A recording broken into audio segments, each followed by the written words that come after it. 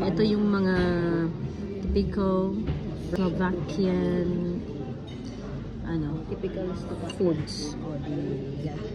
Let's dig in na, dig in.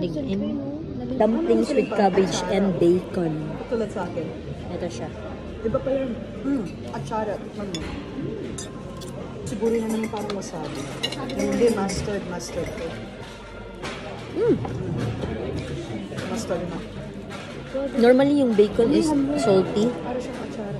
Pero hindi siya salty. Kasi nag-blend talaga yung bacon at saka yung cabbage. No, which is good.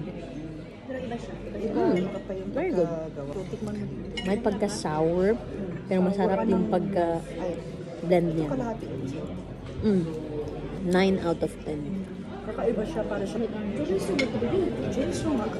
Pierogi with brinza sheep cheese. Strong. Try. So there's something Expect mo, no? in. Namay kita to sa mga malay. Diba? Buko nga hindi dalawang in-order natin. Gusto mo pang mag-order, diba? Ba yun? Hindi yan pwede. Sheep cheese talaga siya. Isang malaki. Parang Ang kaso sabi niya, mas this one is 6 out of 10.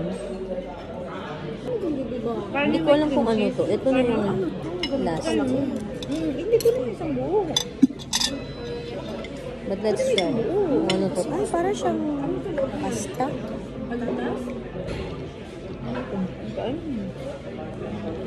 Pero hindi ko alam kung ano mga kinakain ko. Sour din siya. Wala na ano. Paano natin kuha din ako dito sa kape. Ba't itingin niyo pa doon ba? This is 5 out of 10. Pakita ko din sa inyo yung menu nila. So, may history talaga siya dito. So, cinema to dati. At ginawa nilang restaurant. Ano there?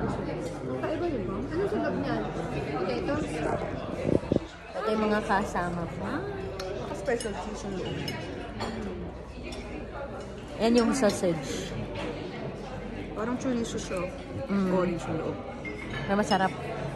Okay lang. Curry bells. Out of 10. 5. Oh, para sa akin 5 out of 10 daw. Alright, yun lang. Bye. Delifio.